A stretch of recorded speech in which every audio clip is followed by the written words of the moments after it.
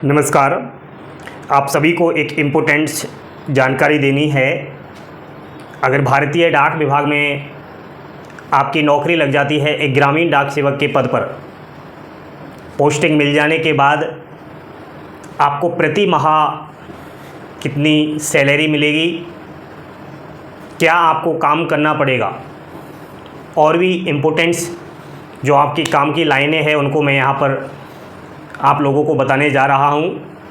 ये इसलिए क्योंकि भारतीय डाक विभाग में प्रत्येक साल 50,000 प्लस सीटों पर वैकेंसियाँ आ रही है। तो इसका मतलब हज़ारों की तादाद में भारत देश के अंदर इस भर्ती में अभ्यर्थी चयन ले रहे हैं। बिना टाइम गवाए बोर्ड पर ध्यान देना है। इंडिया पोस्ट भारतीय डाक विभाग ग्रामीण डाक सेवक GDS। साथियों, GDS में 3 पोस्ट होती है। पहली BPM ब्रांच पोस्ट मास्टर, दूसरी ABPM assistant branch post master और तीसरी होती है डाक सेवक। तीनों में से किसी भी पोस्ट पर आप नौकरी ले सकते हो। एक एक करके ये भी बताऊंगा कि कौन सी वेस्ट है, किसकी सैलरी कितनी है, लेकिन आप लास्ट तक बने तो रहो। प्यारे बच्चों, क्वालिफिकेशन इस भर्ती का 10वीं पास है। 10वीं पास अभ्यर्थी फॉर्म अप्लाई करता है। गणित और अंग्रेजी विषय कंपलसरी है 10वीं में। गणित और अंग्रेजी सब्जेक्ट्स आपकी 10वीं में नहीं है तो आप इस भर्ती का फॉर्म अप्लाई नहीं कर सकते। दोनों में से एक विषय का होना अनिवार्य है। साथियों, स्थानीय भाषा का आप लोगों के पास ज्ञान होना चाहिए। यानी यह भर्ती अलग अलग राज्यों से निकलती है। जिस राज्य से आप फॉर्म भरना चाहते हो उस राज्य की लोकल भाषा आपको आनी चाहिए।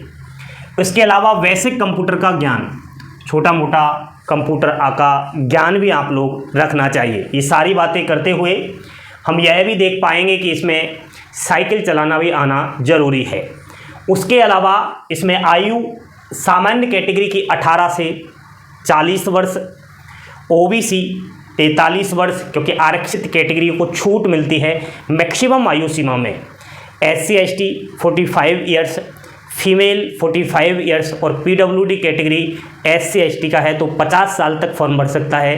ठीक, तो 55 साल तक फॉर्म अप्लाई कर सकता है। और सामान्य कैटेगरी का PWD वाला अभ्यर्थी है तो वो 50 साल तक का फॉर्म अप्लाई कर सकता है। अगला सबसे बड़ी इम्पोर्टेंट बात, सबसे बड़ी खुशी की बात इस भर्ती की ये है, ना कोई इसमें परीक्षा होती है, ना ही इसमें इंटरव्यू होता है। 10वीं की परसेंटेज के आधार पर इसमें नौकरी लग जाती है साथियों। तो आप लोग मुझे ज़रूर कमेंट करके बताना कि आपकी 10वीं में कितने परसेंटेज है। अगला, GDS में अगर आपको ब्रांच पोस्ट मास्टर BPM की नौकरी मिल जाती है तो इसमें लेवल चलते हैं। एक तो होता है लेवल 1 और एक होता है लेवल 2। दोनों की सैलरी कितनी है वो मैं एक एक करके बता रहा हूं। लेकिन BPM लेवल 1 में अगर आप लग गए तो आपका ड्यूटी रहेगी 4 घंटे। ठीक है, तो उस दौरान आपको पर मंथ जो सैलरी मिलेगी वो मिलेगी। बेसिक जो होता है TRC है वो 12,000 रुपये।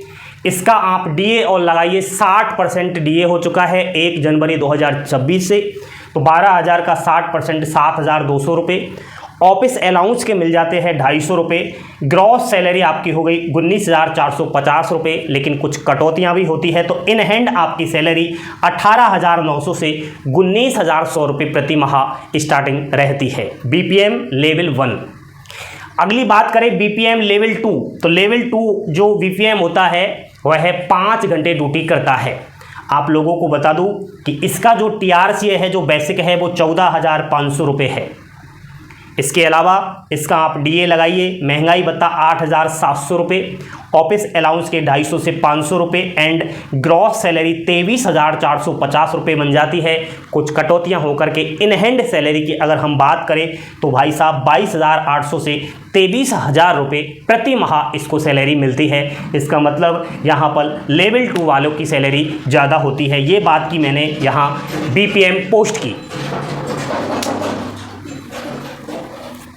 अगला हम देख पा रहे होंगे ABPM और डाक सेवक लेवल 1। इसका जो बेसिक होता है TRC 10,000 रुपये, महंगाई भत्ता 60% 6,000 रुपये, साइकिल और स्टेशनरी अलाउंस मिलता है 205 रुपये, ग्रॉस सैलरी बन गई 16,200 रुपये, कट पीट करके इन हैंड आपकी जो सैलरी बनेगी वो 15,700 से 15,950 रुपये।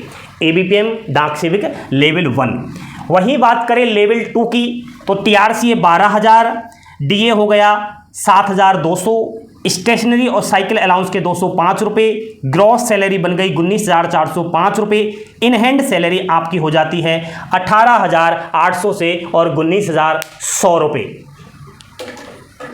तो साथियों आपने यहाँ पर सब कुछ देखा। अब देख करके दोनों में फ़र्क क्या निकल रहा है, तो देखो लेवल 1 जो होता है वो छोटे ब्रांच ऑफिस में काम करता है और छोटे ब्रांच ऑफिसों में कम जो है वर्कलोड रहता है। उसके अलावा लेवल 2 में बड़ा ब्रांच ऑफिस रहता है, बड़ा ब्रांच ऑफिस में वो अपना पोस्टिंग लेता है, ज़्यादा वर्कलोड रहता है। आपको बता दूं क्योंकि वहाँ पर ज़्यादा अकाउंट्स खोलने होते हैं, ज़्यादा गाम और वीट होते हैं, बैंकिंग काम ज़्यादा रहता है और ज़्यादा पार्सल भी रहते हैं। ठीक है, तो इसका मतलब लेवल 2 ब्रांच ऑफिस जो होते हैं वो बड़े होते हैं और काम ज़्यादा होता है, लेकिन आप यहाँ पर देख पा रहे होंगे कि लेवल 2 की सैलरी बजाय लेवल 1 से ज़्यादा ही है। तो ठीक है, उसके बाद एक GDS का काम क्या होता है, तो देखो चिट्ठी और पार्सल डिलीवरी करना होता है, बैंकिंग के काम होते हैं। आपने सुना होगा IPP Indian post payment bank accounts खोलते हैं, पोस्ट ऑफिस में सुकन्या समृद्धि जो अकाउंट्स खोले जाते हैं बेटियों के, वो सारे काम देखने होते हैं। आधार का काम भी होता है, कोई भी नया आधार कार्ड बनवाना है, बच्चों का आधार कार्ड बनवाना है, कोई चेंजिंग करवाना है, अपडेट वगैरह, तो वो सारे हो जाते हैं।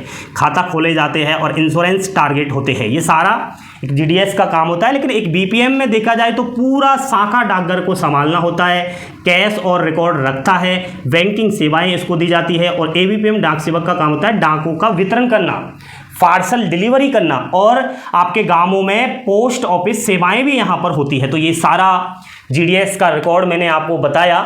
तो वर्तमान में 28,636 भारतीय डाक विभाग में ग्रामीण डाक सेवक नौकरी लगने वाले हैं, क्योंकि इतनी वैकेंसियों का प्रोसेस चल रहा है। जुलाई में नेक्स्ट वैकेंसी भी आ रही है, इसमें भी हज़ारों जो है सीटें होंगी। तो भगवान करे आपका बिना परीक्षा बिना इंटरव्यू 10वीं के परसेंटेज के आधार पर चयन हो जाए। तो उस दौरान फिर आपको ये भी पता होना चाहिए कि भाई नौकरी करेंगे तो आपको कितना सैलरी मिलेगा, कौन कौन से लेवलें होती है, क्या कुछ चाहिए होता है, क्या काम करना होता है, वो सारी जानकारी एक बेसिक मैंने आपको दी है। बने रहे अभिषेक क्लासेस यूट्यूब चैनल के साथ। लाइक शेयर सब्सक्राइब करना। जय हिंद, जय भारत।